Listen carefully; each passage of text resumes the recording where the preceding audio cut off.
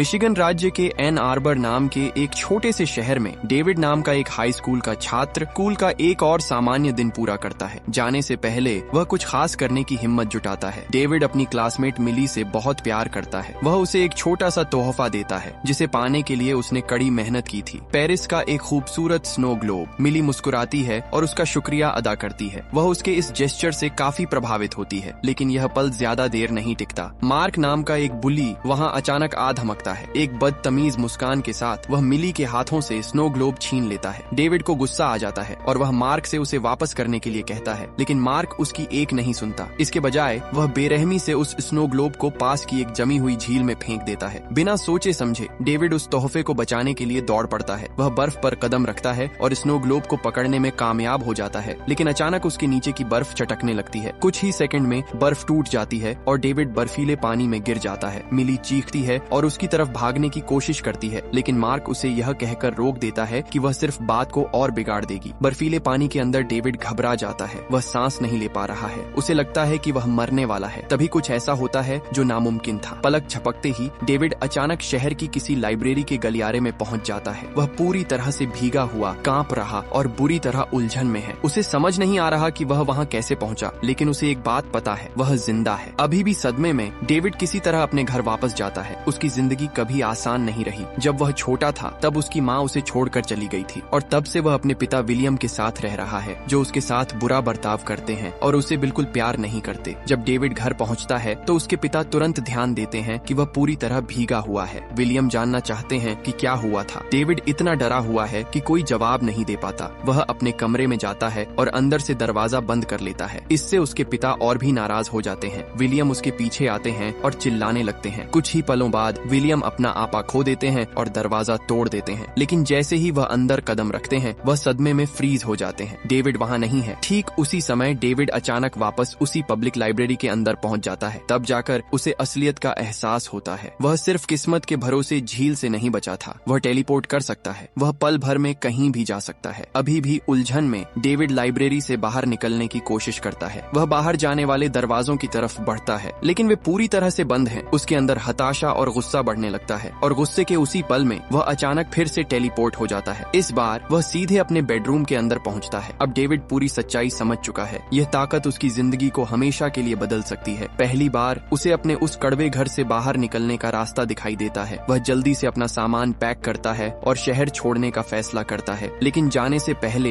एक आखिरी जगह है जहाँ उसे जाना है, मिली का घर। मिली अभी भी पूरी तरह से टूट चुकी है। उसे लगता है कि डेविड की झील में मौत हो गई है। अपने बिस्तर पर लेटी हुई वह लगातार रो रही है। अचानक उसे अपने बगीचे से कुछ आवाज सुनाई देती है। जब वह बाहर जाती है तो उसे जमीन पर वही स्नो ग्लोब मिलता है जो डेविड ने उसे दिया था। वह उलझन में है, डरी हुई है और समझ नहीं पा रही कि यह यहाँ कैसे आया। बिना अलविदा कहे डेविड शहर छोड़ देता है और एक नई जगह की ओर चल पड़ता है। वह एक छोटा सा होटल का कमरा किराए पर लेता है और पहली बार अकेले रहना शुरू करता है। अपनी शक्तियों को लेकर उत्सुक डेविड टेलीपोर्टेशन की प्रैक्टिस करने के लिए स्थानीय टाउन स्क्वायर में जाता है, लेकिन वह अभी सिर्फ एक नौसिखिया है। एक गलत कदम उसे सीधे एक पेड़ से टकरा देता है और वह जोर से जमीन पर गिरता है। बाद में डेविड अपने होटल के कमरे में लौटता है और अपनी टूरिस्ट गाइड बुक को देखना शुरू करता है। वह किताब में दिखाई गई मशहूर जगहों पर जंप करना शुरू कर देता है और बार बार अपनी शक्तियों का टेस्ट लेता है। अचानक डेविड एक इमारत के अंदर टेलीपोर्ट होता है और तुरंत ही उसे एक चौंकाने वाली बात का एहसास होता है। ये एक ऐसी जगह है जहाँ वह पहले जाया करता था। तब उसे यह बात बिल्कुल साफ समझ आ जाती है। वह हर उस जगह पर टेलीपोर्ट कर सकता है जिसे उसने देखा है या जो उसे याद है। अब अपनी ताकत पर भरोसा होने के बाद डेविड एक खतरनाक प्लान बनाता है। वह दिन के समय शहर के बैंक जाता है और शांति से एक सुरक्षा गार्ड से बात करके कस्टमर वॉशरूम दिखाने के लिए कहता है। जैसे ही वह इमारत से गुजरता है डेविड ध्यान से चारों ओर देखता है। जब वह वॉल्ट यानी तिजोरी वाले इलाके से गुजरता है तो वह बारीकी से उसका अध्ययन करता है और हर एक डिटेल को याद रखने की कोशिश करता है। उस रात डेविड अपने पहले बड़े जुर्म की तैयारी करता है। अपना सामान इकट्ठा करने के बाद वह सीधे बैंक के एक वॉशरूम में टेलीपोर्ट हो जाता है। वहाँ से वह अपनी टेलीपोर्ट करने की शक्ति का इस्तेमाल करके सीधे वॉल्ट के अंदर जंप करता है। कुछ ही मिनटों में वह भारी मात्रा में पैसे चुराना शुरू कर देता है। डेविड अलग अलग बैंकों में बार बार यही तरीका दोहराता है। समय के साथ वह अपनी कल्पना से भी ज्यादा पैसा इकट्ठा कर लेता है। इस दौलत से डेविड वह सब कुछ खरीद लेता है जिसके बारे में उसने कभी सिर्फ सपने में सोचा था। जैसे जैसे साल बीतते हैं उसकी शक्तियाँ और मजबूत होती जाती हैं और वह बेहद अमीर बन जाता है। वह अब एक आलीशान और बड़े अपार्टमेंट में रहता है और सिर्फ मजे के लिए एक कमरे से दूसरे कमरे में टेलीपोर्ट करता है। लेकिन इतनी अद्भुत शक्ति होने के बाद भी डेविड किसी की मदद करने की कोशिश नहीं करता। वह सिर्फ अपने बारे में और जिंदगी का मजा लेने के बारे में सोचता है। वह अपनी क्षमताओं का इस्तेमाल अपनी मर्जी से कहीं भी जाने के लिए करता है। खाली समुद्र तटों पर सर्फिंग करना, मिस्र के प्राचीन स्मारकों के ऊपर खड़े होकर दुनिया की खूबसूरती को ऐसे देखना जैसे कोई और नहीं देख सकता। इसी बीच एक जंगल के काफी अंदर रोलैंड नाम का एक आदमी हथियारों से लैस एजेंटों की एक टीम का नेतृत्व करता है। वे चुपचाप पेड़ों के बीच से आगे बढ़ते हैं और बिजली के तारों वाले जाल बिछाते हैं। जब कोई इन तारों को छूता है तो उन्हें तुरंत झटका लगता है और वे पकड़े जाते हैं। जल्द ही यह साफ हो जाता है कि ये लोग जंपर्स का शिकार करने वाले शिकारी हैं, ऐसे इंसान जिनके पास टेलीपोर्ट करने की शक्ति होती है। एक बार जब कोई जंपर पकड़ा जाता है तो उसे बेरहमी से मार दिया जाता है। उसी रात डेविड अपने आलीशान अपार्टमेंट में लौटता है, यह सोचकर कि वह सुरक्षित है। लेकिन जैसे ही वह अंदर कदम रखता है उस पर हमला हो जाता है। रोलैंड पहले से ही वहाँ उसका इंतजार कर रहा था। रोलैंड डेविड से पूछताछ शुरू करता है और एक भयानक सच्चाई का खुलासा करता है। वह पिछले 8 सालों से डेविड का पीछा कर रहा है। डेविड टेलीपोर्ट करके भागने की कोशिश करता है, लेकिन रोलैंड अपने हथियार से उसे बिजली का झटका देता है। बिजली उसकी शक्ति को रोक देती है, जिससे वह जंप करने के काबिल नहीं रहता। डेविड को फंसा हुआ देखकर रोलैंड फिर से हमला करता है और यह जानना चाहता है कि वह इतने सालों तक बिना पकड़े गए कैसे बचा रहा। हताश होकर डेविड अपनी फोटो वाली दीवार की तरफ देखता है, वहाँ से टेलीपोर्ट होने की उम्मीद में, लेकिन उसके शरीर में दौड़ रही बिजली उसे कमजोर कर देती है। भागने के बजाय वह अपार्टमेंट की दूसरी मंजिल पर जाकर गिरता है। किताबों की अलमारियों से बनी सीढ़ी का इस्तेमाल करके रोलैंड उसका पीछा करता है और उसे एक और जोरदार झटका देता है। वह बार बार वही सवाल पूछता है कि डेविड इतने सालों तक कैसे छुपा रहा। डेविड कोई जवाब नहीं देता। गुस्से में आकर रोलैंड उसे दूसरी मंजिल से नीचे फेंक देता है और अपने हथियार से उसका काम तमाम करने की तैयारी करता है। डेविड बमुश्किल उस जानलेवा वार से बच पाता है। जैसे ही वह भागने की कोशिश करता है, रोलैंड का एक जाल फायर होता है और एक इलेक्ट्रिक केबल डेविड के शरीर के चारों ओर लिपट जाती है। तेजी से सोचते हुए डेविड अपनी बची कुची ताकत का इस्तेमाल करता है और सीधे अपने छुपे हुए वॉल्ट में टेलीपोर्ट हो जाता है। वह एक टूल उठाता है, तार को काटता है और आखिरकार जंप करके शिकारी से बच निकलता है। गुस्से से आग बबूला रोलैंड जंपर शिकारी के कम्युनिकेशन सेंटर से संपर्क करता है। वह हर एजेंट को अलर्ट करने का आदेश देता है और डेविड की तलाश तुरंत शुरू करने का हुक्म देता है। अगले दिन डरा हुआ लेकिन जिंदा डेविड मिली के घर जाने का फैसला करता है। मिली की माँ उसे वहाँ खड़ा देखकर हैरान और खुश हो जाती हैं। उसका घर में स्वागत करने के बाद डेविड मिली के बारे में पूछता है। उसकी माँ बताती हैं कि मिली अब शहर के एक बार में काम करती है। ये सुनकर डेविड तुरंत वहाँ के लिए निकल जाता है। जब वह मिली को देखता है तो उसे एहसास होता है कि वह आगे बढ़ चुकी है और सब कुछ होने के बाद अपनी जिंदगी जी रही है। थोड़ा झिझकते हुए डेविड वहाँ से जाने के लिए मुड़ता है, लेकिन इससे पहले कि वह दूर जा पाए, मार्क अचानक सामने आ जाता है। वह डेविड को पहचान लेता है और चिल्लाना शुरू कर देता है, जिससे सबका ध्यान उनकी तरफ खींच जाता है। हंगामा न खड़ा करने की कोशिश करते हुए डेविड वहाँ से जाने की कोशिश करता है, लेकिन मार्क चिल्लाता रहता है। शोर की वजह से मिली का ध्यान उन पर जाता है और वह भागकर वहाँ आती है। जैसे ही वे बात करते हैं, मार्क फिर से मिली का अपमान करने लगता है। डेविड अपना आपा खो देता है। वह मार्क के चेहरे पर एक जोरदार पंच मारता है। मार्क भी पलटवार करता है और डेविड को घसीटते हुए बाहर ले जाता है। वह डेविड को घूंसे और लात मारता है, यह सोचकर कि उसने आखिरकार अपने पुराने दुश्मन को कुचल दिया है। मार्क जश्न मनाता है, यह सोचकर कि वह जीत गया, लेकिन अगले ही पल डेविड उसे पकड़ लेता है और टेलीपोर्ट कर जाता है। एक पल में दोनों एक बैंक वॉल्ट के अंदर दिखाई देते हैं। मार्क डर के मारे फ्रीज हो जाता है। उसे समझ नहीं आता कि अभी क्या हुआ। अपनी जान की भीख मांगते हुए वह डेविड से उसे छोड़ने के लिए कहता है। डेविड उसे वहीं छोड़ देता है और मिली से बात करने के लिए वापस बार में टेलीपोर्ट हो जाता है। उलझन में पड़ी मिली पूछती है कि डेविड इतने सालों से कहाँ था। डेविड झूठ बोलता है कि उसे एक बैंक में बहुत अच्छी नौकरी मिल गई थी और वह अमीर हो गया। फिर वह उसे बताता है कि वह रोम की यात्रा की प्लानिंग कर रहा है, यह जानते हुए कि मिली का हमेशा से वहाँ जाने का सपना था। वह उसे अपने साथ चलने का आमंत्रण देता है। बिना किसी हिचकिचाहट के मिली मान जाती है। जल्द ही दोनों रोम पहुँच जाते हैं। वापस घर पर एक पुलिस स्टेशन में रोलैंड चीफ से मार्क से पूछताछ करने की इजाजत मांगता है, जिसने डेविड के खिलाफ शिकायत दर्ज कराई है। चीफ मना कर देता है और कहता है कि रोलैंड को एक फेडरल वारंट की जरूरत होगी। गुस्से में आकर रोलैंड अधिकारी को मारकर बेहोश कर देता है और वैसे ही पूछताछ वाले कमरे में घुस जाता है। मार्क से रोलैंड को सच्चाई का पता चलता है कि डेविड मिली के साथ यात्रा कर रहा है और वे अभी अभी रोम की फ्लाइट में सवार हुए हैं। रोम में डेविड और मिली मशहूर कोलोसियम देखने जाते हैं, लेकिन जब वे वहाँ पहुँचते हैं तो एक गार्ड उन्हें बताता है कि यह जगह बंद है। परेशान होकर डेविड गार्ड से मुंह मोड़ लेता है। किसी के भी ध्यान दिए बिना अपनी शक्ति का इस्तेमाल करके वह एक गेट खोलता है और मिली को अंदर बुलाता है। दोनों मिलकर अकेले उस जगह को देखते हैं। उनसे काफी ऊपर एक रहस्यमयी युवक छत्तों से उन पर नजर रख रहा होता है। अचानक डेविड को वह अजनबी रोकता है जो अपना परिचय ग्रिफिन के रूप में देता है। वह खुलासा करता है कि उसके पास भी वही टेलीपोर्ट करने की शक्ति है। हैरान होकर डेविड पूछता है कि यह कैसे मुमकिन है। ग्रिफिन समझाता है कि भले ही जंपर्स ताकतवर हैं, लेकिन वे कभी भी पूरी तरह सुरक्षित नहीं होते। शिकारी हमेशा उन पर नजर रखते हैं। तभी दो एजेंट वहां आ धमकते हैं। पकड़े जाने से बचने के लिए डेविड ऊपरी स्तर पर टेलीपोर्ट कर जाता है। ग्रिफिन अपने बेसबॉल बैट के साथ लड़ने के लिए वहीं रुक जाता है। भले ही डेविड शुरुआत में बच निकलता है, लेकिन वह एक जाल में फंस जाता है और वापस कोलोसियम के बीच में खींच लिया जाता है। यह महसूस करते हुए कि मिली खतरे में हो सकती है, ग्रिफिन तेजी से कदम उठाता है। वह अखाड़े के चारों ओर टेलीपोर्ट करता है। एक शिकारी को दीवार से दे मारता है और दूसरे को चट्टानों से नीचे फेंक देता है, जिससे वह बेहोश हो जाता है। लड़ाई के बाद ग्रिफिन असली सच्चाई बताता है कि इन शिकारियों को पैलाडिन्स कहा जाता है, जो धरती से हर एक जंपर को खत्म करने के लिए समर्पित एक ग्रुप है। अब खुले अखाड़े में सबके सामने आ जाने के बाद ग्रिफिन वहां से भागने का फैसला करता है। डेविड उसके टेलीपोर्टेशन के निशानों का पीछा करता है, लेकिन ग्रिफिन गुस्से में उससे दूर रहने और उसका पीछा बंद करने के लिए कहता है। बाद में जब डेविड मिली के पास लौटता है और उसके साथ वहां से निकलने की कोशिश करता है, तो पुलिस अधिकारी उन्हें रोक लेते हैं और दोनों को गिरफ्तार कर लेते हैं। स्टेशन पर मिली अधिकारियों से डेविड को रिहा करने की भीख मांगती है, लेकिन वे उसकी अनदेखी करते हैं और उसे शांत रहकर लॉबी में इंतजार करने के लिए कहते हैं। डेविड की पूछताछ के दौरान अधिकारी को अचानक एक मैसेज मिलता है कि स्थानीय डिप्टी आ गए हैं। वह डेविड को कमरे में अकेला छोड़ देता है। तभी कुछ ऐसा होता है जिस पर यकीन करना मुश्किल था। डेविड के सामने एक महिला दिखाई देती है। यह उसकी माँ मैरी है, जो सालों पहले उसकी जिंदगी से गायब हो गई थी। वह शांति से उसकी हथकड़ी खोलती है और उसे चाबियां सौंप देती है। मैरी डेविड को तुरंत वहां से चले जाने का आदेश देती है और चेतावनी देती है कि वह मिली को अपने साथ न ले जाए। अगर वह ऐसा करता है तो मिली मारी जा सकती है। उलझन में पड़ा और जवाबों के लिए बेताब डेविड अपनी माँ के पीछे जाने की कोशिश करता है, लेकिन एक पुलिस अधिकारी बीच में आ जाता है और उसे पकड़ने की कोशिश करता है। उस अधिकारी से पीछा छुड़ाने के लिए डेविड उसे सीधे मिस्र में एक मूर्ति के पास टेलीपोर्ट कर देता है और फिर तुरंत वापस स्टेशन पर जंप कर जाता है। मिली से दोबारा मिलकर डेविड उसे बताता है कि उन्हें तुरंत शहर छोड़ना होगा। मिली उलझन में है और पूछती है कि वह इतना अजीब बर्ताव क्यों कर रहा है, लेकिन डेविड कुछ भी बताने से इनकार कर देता है। वे जल्दी से अपना बैग पैक करते हैं और एयरपोर्ट की तरफ भागते हैं। फ्लाइट से पहले डेविड मिली से कहता है कि वह उसके साथ नहीं जा सकता। वह उसे अपनी खतरनाक जिंदगी में नहीं घसीटना चाहता। दिल टूटने के बाद और उलझन में पड़ी मिली अकेली ही फ्लाइट में सवार हो जाती है। वापस एन आर्बर में रोलैंड डेविड के पुराने घर जाता है। विलियम दरवाजा खोलता है। रोलैंड दावा करता है कि वह एक फेडरल एजेंट है और डेविड के ठिकाने के बारे में उससे पूछताछ करने लगता है। विलियम कहता है कि उसने अपने बेटे को 8 सालों से नहीं देखा है और पुलिस भी उसे कभी ढूंढ नहीं पाई। जब डेविड की माँ के बारे में पूछा जाता है तो विलियम बताता है कि वह तब चली गई थी जब डेविड सिर्फ 5 साल का था और उसने कभी दोबारा संपर्क नहीं किया। इस बीच ग्रिफिन अपने ठिकाने पर वापस आकर वीडियो गेम खेल रहा है और उसके पास ही एक पैलाडिन का बेजान शरीर पड़ा है जिसे उसने पहले हराया था। अचानक डेविड वहां प्रकट होता है और जवाब मांगता है। वह पूछता है कि जंपर्स का शिकार क्यों किया जा रहा है जबकि उन्होंने कुछ गलत नहीं किया है। ग्रिफिन इसके पीछे की काली सच्चाई बताता है। मध्यकाल से ही पैलाडिन्स द्वारा जंपर्स का शिकार किया जा रहा है। ये लोग अपनी कट्टर मान्यताओं के कारण मानते हैं कि जंपर्स का कोई वजूद ही नहीं होना चाहिए। ग्रिफिन एक और भी बदतर बात का खुलासा करता है कि पैलाडिन्स ने अपने टारगेट्स को ढूंढने के लिए पूरे के पूरे परिवारों को खत्म कर दिया है। यह सुनकर डेविड घबरा जाता है। वह तुरंत अपने पिता के घर टेलीपोर्ट होता है, लेकिन जब वह वहां पहुंचता है तो उसका दिल बैठ जाता है। उसके पिता अब जिंदा नहीं है। बिना समय गंवाए डेविड अपनी शक्तियों का इस्तेमाल करके उन्हें तुरंत अस्पताल ले जाता है। अगले दिन डेविड वापस ग्रिफिन के ठिकाने पर आता है। ग्रिफिन लापरवाही से कहता है कि उसने अभी अभी एक और शिकार पूरा किया है और एक पैलाडिन को अटलांटिक महासागर में फेंक दिया है ताकि शार्क उसे खा सकें। डेविड ग्रिफिन की तस्वीरें देखने की मांग करता है ताकि वह रोलैंड को ट्रैक कर सके और मिली की रक्षा कर सके, लेकिन ग्रिफिन उसे रोकता है और चेतावनी देता है कि रोलैंड जितना दिखता है उससे कहीं ज्यादा खतरनाक है। फिर भी डेविड साथ मिलकर काम करने पर अड़ा रहता है। वह कहता है कि जब तक रोलैंड जिंदा है मिली कभी सुरक्षित नहीं रहेगी। ग्रिफिन मना कर देता है। वह डेविड से दूर रहने और अपनी परेशानियां खुद संभालने के लिए कहता है। चेतावनी को नजरअंदाज करते हुए डेविड अपनी शक्ति का इस्तेमाल करता है और ग्रिफिन के टेलीपोर्टेशन के निशानों का पीछा करता है। कुछ ही सेकंड में वह एक जापानी रेस्तरां की रसोई के अंदर पहुंच जाता है। बाहर कदम रखने के बाद वह टोक्यो की व्यस्त सड़कों पर ग्रिफिन का पीछा करना जारी रखता है। डेविड उसे फिर से समझाने की कोशिश करता है कि साथ मिलकर वे अजेय होंगे और आखिरकार रोलैंड को खत्म कर सकते हैं। ग्रिफिन फिर भी मना कर देता करता है और एक कार डीलरशिप के अंदर टेलीपोर्ट हो जाता है। दोनों एक लग्जरी कार चुराते हैं और शहर में रेस लगाते हैं। गाड़ी को ट्रैफिक के बीच से अजीबोगरीब तरीके से टेलीपोर्ट करते हुए निकालते हैं। राइड के दौरान ग्रिफिन एक और जंपर की कहानी शेयर करता है जिसने एक पूरी इमारत को नष्ट करने की कोशिश की थी, लेकिन जरूरत से ज्यादा ताकत का इस्तेमाल करने के कारण जंप के बीच में ही उसकी मौत हो गई। लंबी रात के बाद ग्रिफिन आखिरकार मिली को ढूंढने में डेविड की मदद करने के लिए तैयार हो जाता है, लेकिन जब वे एयरपोर्ट पर टेलीपोर्ट होते हैं तो उन्हें एहसास होता है कि उसकी फ्लाइट 1 घंटे से भी पहले लैंड कर चुकी है। वे अलग हो जाते हैं। ग्रिफिन अपने हथियार लेने जाता है जबकि डेविड मिली के घर की तरफ भागता है। जब डेविड उसे ढूंढ लेता है तो वह आखिरकार सच बता देता है। वह मानता है कि उसने कभी किसी बैंक में काम नहीं किया और उससे तुरंत अपने साथ चलने की भीख मांगता है। उसी पल डेविड को खतरे का एहसास होता है। रोलैंड आ चुका है। बिना किसी हिचकिचाहट के डेविड खुद को और मिली को ग्रिफिन के ठिकाने पर टेलीपोर्ट कर लेता है। इसके तुरंत बाद पैलाडिन्स का एक ग्रुप वहां धावा बोल देता है। एक ट्रैकिंग स्प्रे का इस्तेमाल करके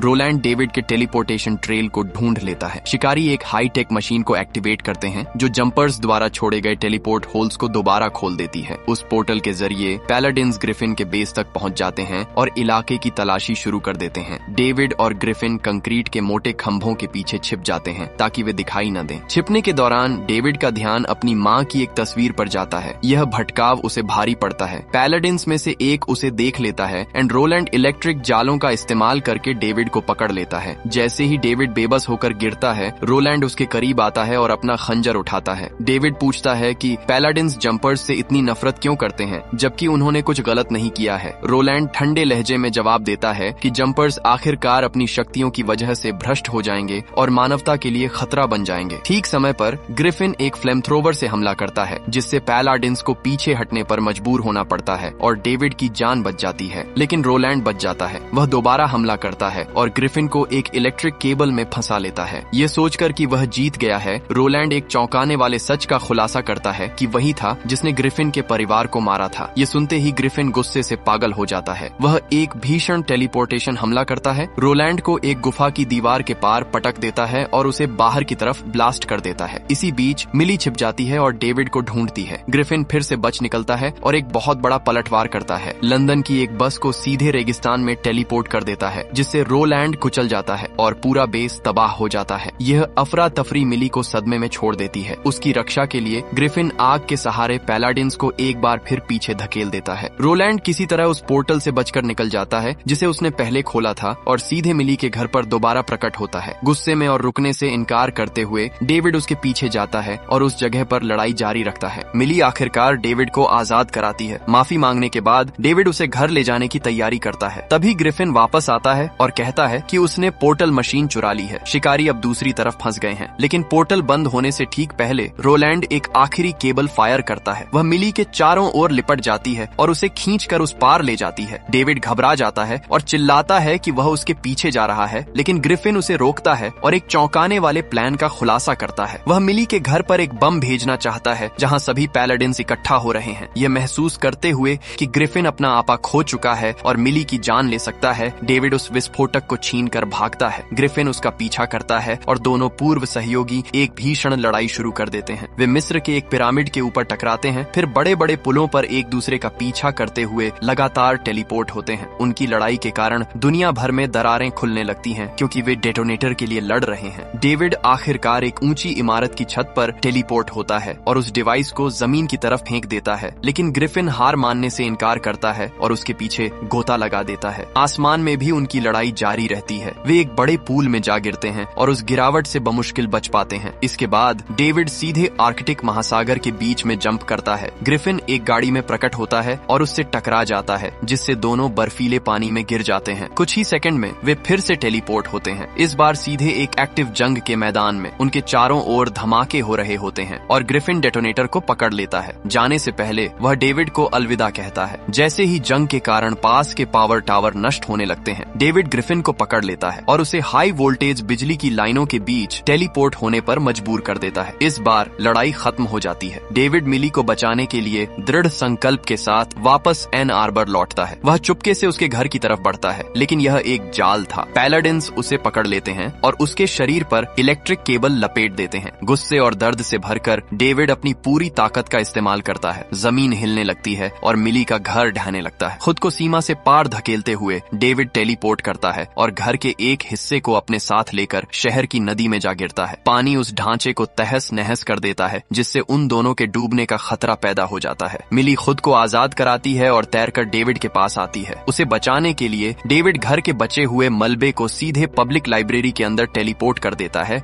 जिससे वह पूरी तरह तबाह हो जाती है। सांस लेने के लिए हांफती हुई मिली डेविड की तरफ रेंगती है, लेकिन अचानक मलबे से रोलैंड उठ खड़ा होता है। डेविड मिली को सुरक्षित जगह पर ले जाता है और फिर अकेले रोलैंड का सामना करता है। वह उससे कहता है कि वह कभी भी वैसा जंपर नहीं बनेगा जिससे पैलाडिन्स डरते हैं। रोलैंड को मारने के बजाय डेविड उसे छोड़ देता है और उसे हजारों मील दूर किसी विशाल रेगिस्तान के बीच में टेलीपोर्ट कर देता है, जहां कोई भी नहीं है। कुछ दिनों बाद डेविड अपनी माँ से मिलने जाता है और आखिरकार पूछता है कि उसने उसे क्यों छोड़ दिया था। मैरी सच्चाई का खुलासा करती है कि वह हमेशा से एक पैलाडिन थी। जब उसे एहसास हुआ कि डेविड सिर्फ 5 साल की उम्र में ही एक जंपर था, तो वह उसे छोड़कर चली गई ताकि उसे अपने ही बेटे को मारने के लिए मजबूर न होना पड़े। वह डेविड को आगे से सावधान रहने के लिए कहती है और कहती है कि वह उसे एक और मौका दे रही है।